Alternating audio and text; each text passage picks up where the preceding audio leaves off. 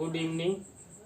देखिए, हमने इससे पहले की जो क्लास थी हमारी, उसमें हमने शिक्षा के बारे में अध्ययन किया था और इस लाइव क्लास में हम शिक्षा की परिभाषाओं के बारे में अध्ययन करेंगे। तो देखिए, शिक्षा की बहुत सारी परिभाषाएं हैं। विभिन्न विद्वानों ने, विविध आयोगों ने अनेक प्रकार की परिभाषाएं दी है, लेकिन यहाँ पर मैंने आप सभी के लिए केवल 5 परिभाषाएं ली है और इन 5 परिभाषाओं के आधार पर हम जानेंगे कि शिक्षा क्या है और हमें किस प्रकार सहयोग प्रदान करती है। तो देखिए, सबसे पहले हम जानते हैं शिक्षा की जो परिभाषा है स्वामी विवेकानंद जी के अनुसार। देखिए, आप सभी जानते हैं स्वामी विवेकानंद जी बहुत अच्छे विद्वान थे और उन्होंने कम उम्र में ही अच्छा वर्चस्व निभाया था। हमारे देश में ही नहीं, उन्होंने अमेरिका जैसे शक्तिशाली में भी हमारे देश का नाम रोशन किया था। तो देखिए, उन्होंने शिक्षा के बारे में क्या कहा है। उन्होंने शिक्षा के बारे में कहा है कि मनुष्य की अंतर्निहित पूर्णता की अभिव्यक्ति करना ही शिक्षा है। यानी कि देखिए, जो मनुष्य होता है उसमें जो अंतर्निहित पूर्णता आनी चाहिए, जो हमारे अंदर, अभी पहले हमने बात भी की थी कि शिक्षा अंतर्निहित जो शक्तियां होती है उसको बाहर निकालती है। तो जो अंतर्निहित पूर्णता होती है और उन पूर्णताओं की हम सही रूप में अभिव्यक्ति कर देते हैं, तो वही शिक्षा है। देखिए, हम अभिव्यक्ति मतलब किसी दूसरे के सामने अच्छे से अपनी अभिव्यक्ति व्यक्त करना। देखिए, कई व्यक्ति ऐसे होते हैं, उनमें शिक्षा तो होती है लेकिन गाली गलौज निकालते हैं, तो वो उनकी शिक्षा नहीं है, अभिव्यक्ति नहीं है, अभिव्यक्ति अच्छी नहीं है। तो दूसरों के सामने अपनी अंतर्निहित अभिव्यक्तियों को अच्छे से व्यक्त करना। इसके बाद है जो दूसरे हमारे पाश्चात्य विद्वान हैं, हर्बर्ट स्पेंसर, इन्होंने शिक्षा के बारे में एक परिभाषा दी है। शिक्षा का अर्थ अंतः शक्तियों का बाह्य जीवन से समन्वय स्थापित करना है। यानी कि जो हमारे अंदर जो शक्तियां हैं और वो शक्तियां शिक्षा के द्वारा बाहर निकलती है, उन शक्तियों का बाह्य जीवन से समन्वय स्थापित करना।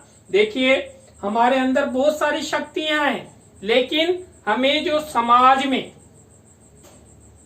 जो व्यक्ति रहते हैं उनके साथ समन्वय स्थापित करके आगे चलना होता है और हमें खुद को भी सीखना पड़ता है और उनको भी सिखाना पड़ता है। इसके बाद देखिए, हमारे जो हमारी आयोग है, राष्ट्रीय शिक्षा आयोग, जो 1964 में बना और 66 में उसने अपनी जो समस्तुतियां या अपनी जो सुझाव वो प्रस्तुत किए थे। तो उन्होंने कहा है शिक्षा राष्ट्र के आर्थिक सामाजिक विकास का शक्तिशाली साधन है। देखिए, वास्तव में सही है, जो शिक्षा है वो राष्ट्र के आर्थिक सामाजिक विकास का शक्तिशाली साधन है।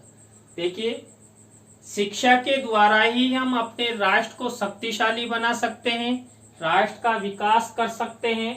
तो एक प्रकार से शिक्षा एक शक्तिशाली साधन बनाने का एक तरीका है तथा शिक्षा राष्ट्रीय संपन्नता एवं राष्ट्र कल्याण की पूंजी है। देखिए, हमारी जो राष्ट्रीय संपदा है उसको परिपूर्ण करना शिक्षा का पहला दायित्व है और उस शिक्षा में हमारे द्वारा सहयोग देना हमारा प्रथम कर्तव्य है, जिससे क्या होगा, हमारा देश शक्तिशाली बनेगा आर्थिक सामाजिक रूप से परिपूर्ण होगा और राष्ट्रीय संपन्नता आएगी और राष्ट्र का कल्याण होगा। इसके बाद देखिए हमारे जो राष्ट्रपिता है, आप सभी जानते हैं महात्मा गांधी जी, ये हमारे देश के राष्ट्रपिता हैं। इन्होंने भी शिक्षा की कई परिभाषाएं दिए, लेकिन एक परिभाषा उन्होंने दिए, बालक और मनुष्य के शरीर, मस्तिष्क तथा आत्मा में पाए जाने वाले सर्वोत्तम गुणों का सर्वांगीण विकास ही शिक्षा है। देखिए मनुष्य होता है, उसका जो शरीर होता है, मस्तिष्क होता है, आत्मा होती है, उनमें सब प्रकार के गुण पाए जाते हैं और उन सब गुणों का सर्वांगीण विकास करना ही शिक्षा है। आप बता दीजिए इस समाज में कौन सा ऐसा व्यक्ति है जिसके ना शरीर होता है, ना आत्मा होती है, ना मस्तिष्क होता है? सभी की होती है। तो उन सब यानी कि शारीरिक, मानसिक, बौद्धिक रूप से सबका विकास करना ही शिक्षा है। इसके बाद लास्ट जॉन डीव्यू, ये भी पाश्चात्य विद्वान है, इन्होंने भी शिक्षा के बारे में एक परिभाषा दी है। शिक्षा अनुभवों के सतत पुनर्निर्माण द्वारा जीवन की एक प्रक्रिया है। वह व्यक्ति में उन समस्त क्षमताओं का विकास करती है जो उसको अपने वातावरण को नियंत्रण करने एवं अपनी संभावनाओं को पूर्ण करने के योग्य बनाती है। देखिए बहुत अच्छी परिभाषा दी है इन्होंने कि शिक्षा अनुभवों के सतत मीन्स लगातार पुनर्निर्माण, यानी कि लगातार व्यक्ति के जीवन का निर्माण करती है और उसे जीवन जीना सिखाती है। वह व्यक्ति में उन समस्त क्षमताओं का विकास करती है जो उसको जीवन जीने के योग्य बनाती है। यानी कि जीवन जीने के लिए हमें जो भी क्षमताएं आवश्यक हैं, उन सब क्षमताओं का विकास शिक्षा द्वारा संभव है। अब देखिए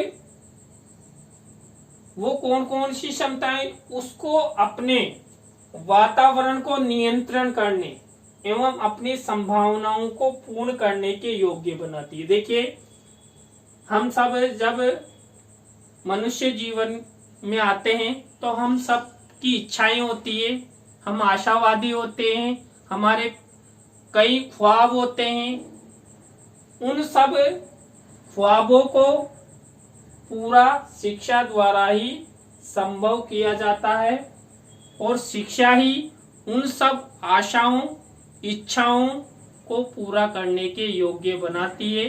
तो देखिए ये 5 परिभाषाएं इस क्लास में हमने पढ़ी है।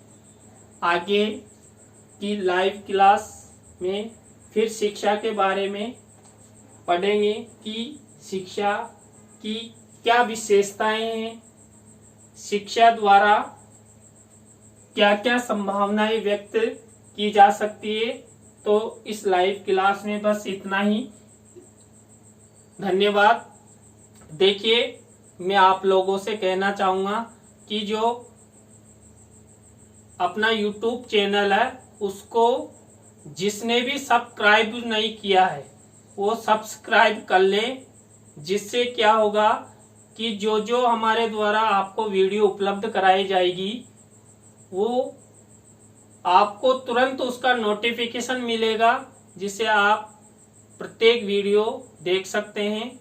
एक बार फिर से धन्यवाद।